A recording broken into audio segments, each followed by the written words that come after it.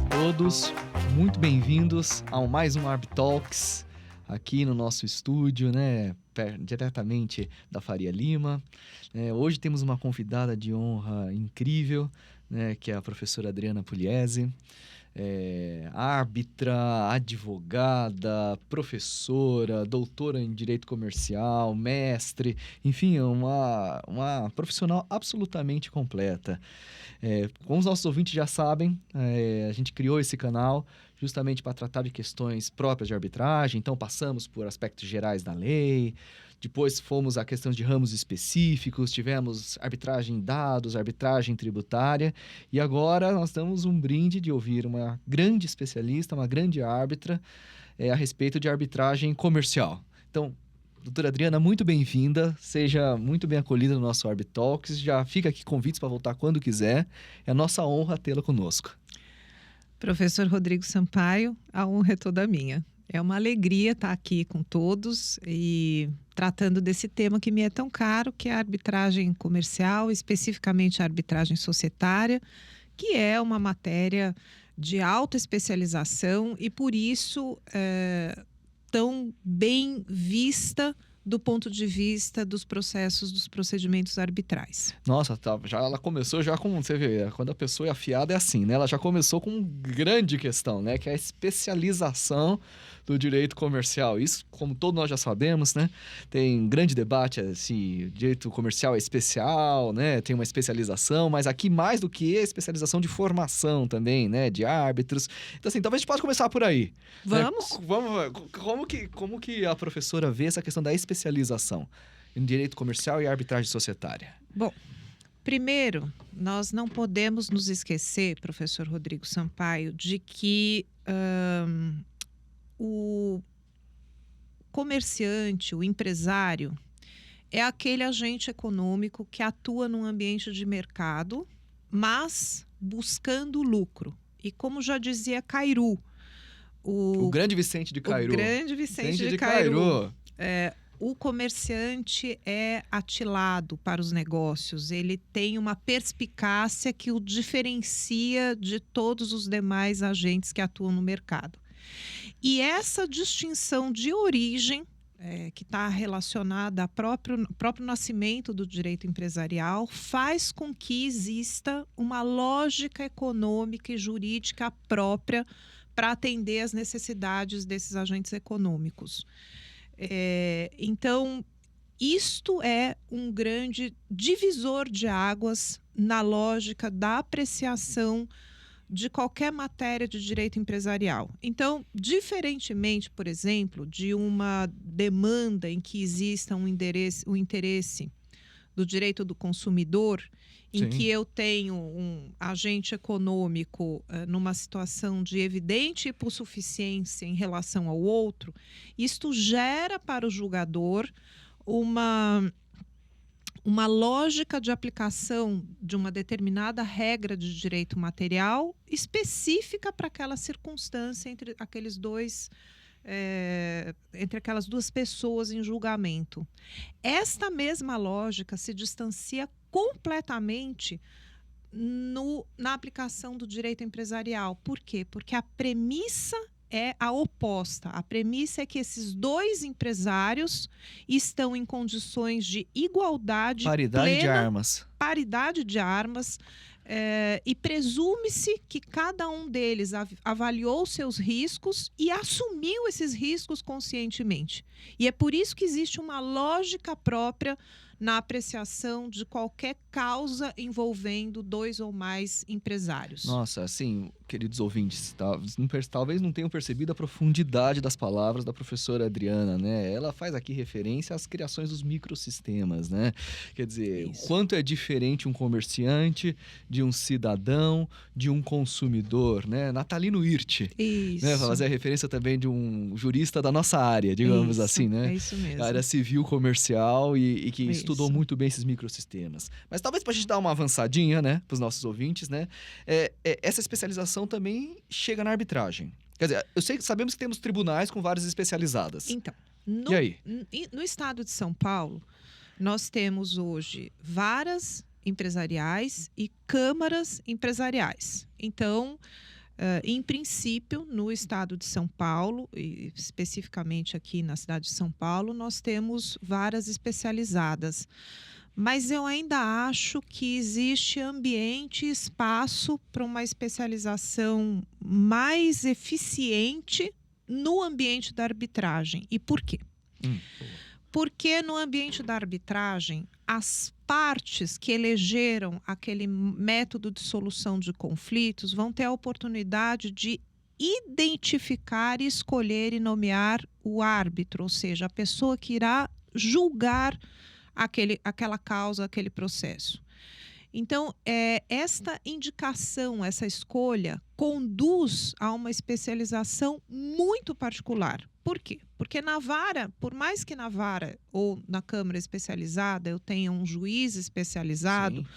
o que às vezes na prática não acontece. Eu posso ter um juiz especializado. Mas eles têm um concurso, o concurso de ingresso é o mesmo, né? O concurso Eles de têm que ingresso é estudar o mesmo, eles têm que estudar todas tudo. as varas. Quando ele chega na vara empresarial, é evidente que ele não veio com uma bagagem Uma só tradição de uma comercialista. tradição comercialista. Ele teve, por força do ofício, o Obviamente. que é natural e tem muitos méritos, caminhar em outros temas.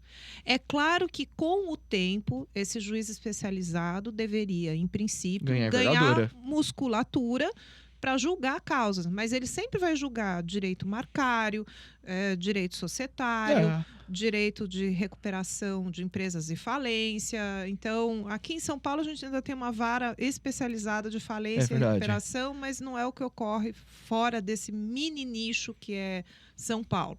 Então, mesmo dentro do direito comercial, a especialização em determinadas matérias encontra relevância.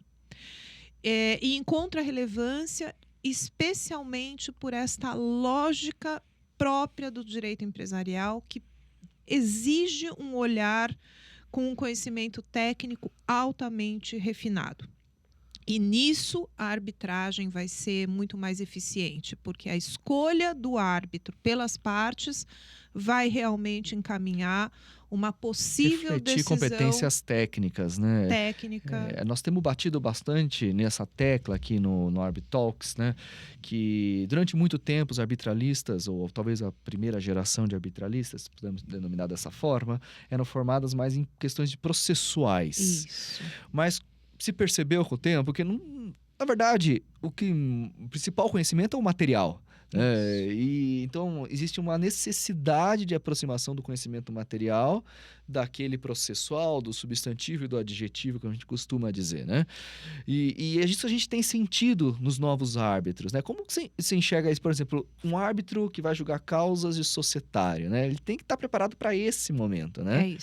É isso. E tanto isso é verdade, professor Rodrigo, que a CCBC, que é a Câmara de Arbitragem mais antiga e mais relevante aqui do Brasil, acabou de aprovar, tem um ano, pouquinho mais que um ano, um regulamento específico para as arbitragens societárias, dado que, considerando que o procedimento tem a sua função instrumental de atender o direito material, é muito importante que o procedimento também possa ser adequado a esta lógica específica do direito societário. Então, em matéria de direito societário, é muito frequente nós vermos disputas entre sócios. De arbitrabilidade subjetiva, de avaliação de companhias para efeito de pagamento de haveres. Essas questões que permaneceram aí por mais de 50 anos no judiciário, não conseguimos ter, no âmbito do judiciário, uma resposta que possa trazer segurança e previsibilidade para esse mercado. E é por isso que, na minha opinião, a arbitragem societária realmente faz muito sucesso. O que é um problema, né, para investimentos externos, inclusive, né? É um problema monumental. Né? E de segurança jurídica para nós, porque o mínimo que nós esperamos, os clientes esperam também, os agentes, é que haja uma previsibilidade e segurança, ainda mais no âmbito comercial ou empresarial, onde existe uma lógica de lucro lícita por trás e que merece proteção. Merece proteção, porque, como diria meu pai, o dinheiro não aguenta desaforo. É verdade. Isso com certeza. E é Um bom verdade. conselho. E o investidor, que está disposto a separar uma parte da sua riqueza para colocar a risco, ele quer saber de antemão quais são, para planejar as suas jogadas, quais são as condições de mercado que ele vai enfrentar para fazer o seu investimento. Então, nós não estamos tratando aqui de algo trivial, nós estamos tratando da saúde econômica financeira de uma nação, porque quanto maior o nível de investimento, o apetite de investimento que existe, maior é a riqueza daquele país. Então, quando a gente trata do direito comercial, é dessa lógica que nós estamos tratando, e daí a especialização na disciplina dessas matérias, exigir sim uma previsibilidade e segurança que é óbvio, relevante em todos os outros ramos do direito, mas aqui é mais importante. Como diz a professora Paula Forgione, ela fala uma coisa engraçada, que o comercialista não está lá para comer arroz com feijão e sangue de criancinha, mas para colocar comida do prato de todo brasileiro, porque a geração das riquezas vem dos empregos das empresas. Então, a empresa é fonte arrecadadora de tributos, ela é desenvolvimento de tecnologias, fornecedora de empregos. Então, quer dizer, todo esse cabedal de riquezas do país está vinculado a uma boa fluidez do mercado. Exato. Que depende de regras claras para que os agentes econômicos possam planejar os seus investimentos e os seus passos nesse ambiente. Não, muitas coisas importantes, ouvintes, né? E a gente falou já em episódios anteriores, né, que a arbitragem do Brasil é um grande mercado, né, um dos maiores do mundo, né? Mas, de fato, infelizmente, existem ainda grandes pecados, digamos assim, para atrair boas demandas. É por isso que outros grandes centros do mundo atraem as principais arbitragens comerciais, né? É o Fórum Shopping. Exatamente. É o Fórum Shopping. Quer ver um exemplo, por favor, professor Rodrigo?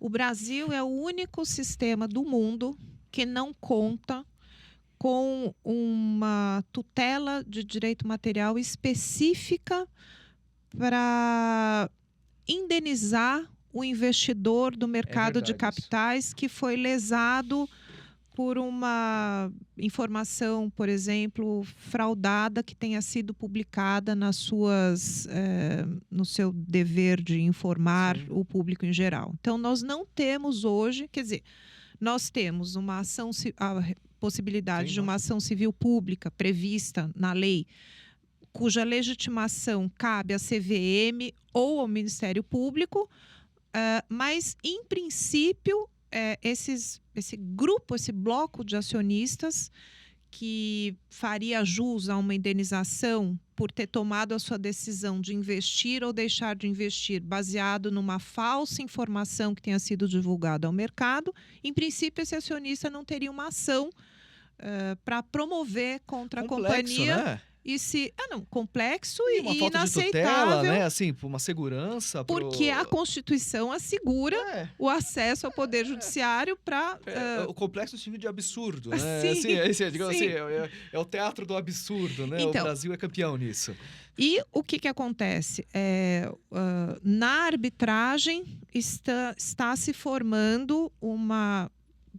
Eu não diria uma jurisprudência, porque não seria adequado do ponto de vista técnico usar essa nomenclatura, mas essa é uma nomenclatura que expressa o que está acontecendo. Então, nós temos aqui uma grande companhia aberta que vem sendo já em 2 ações que tramitaram em arbitragem, condenada por ter passado informações que conduziram a decisão do investidor de investir ou deixar de investir. Houve uma influência indevida, digamos assim, baseada numa informação.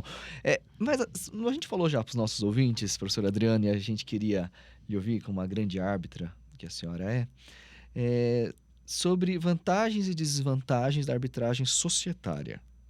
Assim, a gente já falou de algumas vantagens aqui, né, obviamente, né, que é o direito patrimonial disponível, que por excelência no direito comercial, digamos assim, né? Diferente do tributário, já falamos tributário, esse justamente é complexo lá, é o oposto, né? Digamos assim.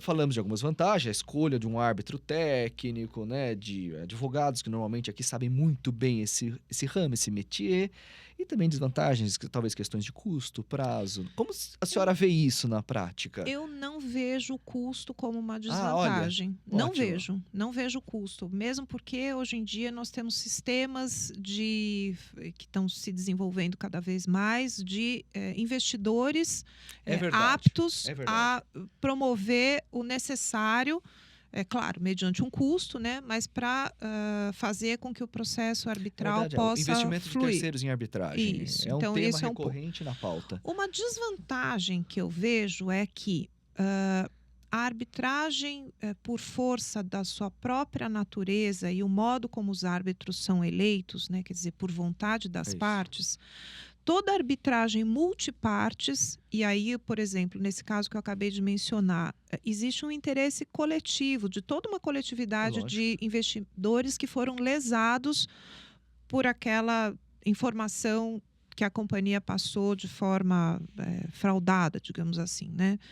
É sempre mais difícil, por conta desta circunstância, dessa lógica de interesse coletivo, promover a nomeação de árbitros.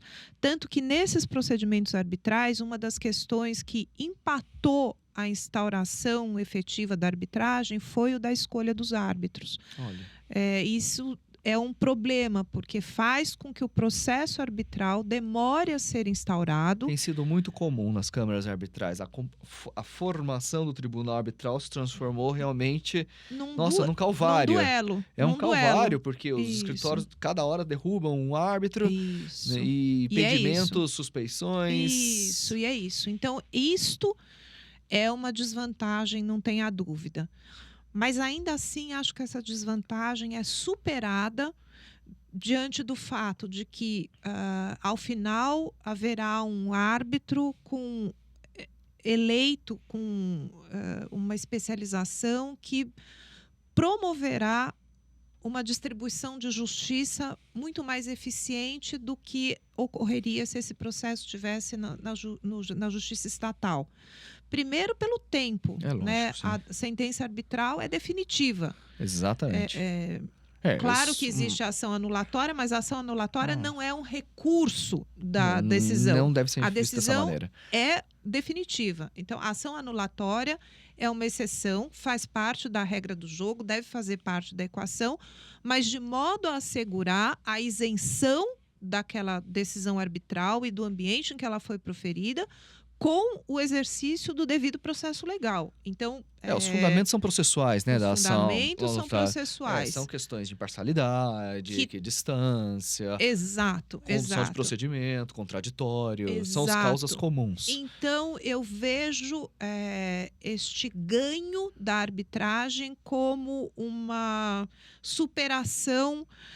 O ganho é muito maior do que o problema da dificuldade na instauração da arbitragem por ser um processo de natureza coletiva. Quer dizer, vale a pena, né? Vale a pena. Vale a pena enfrentar esses percalços no início, digamos assim, para depois serem superados, você ter realmente uma sentença feita de uma maneira técnica.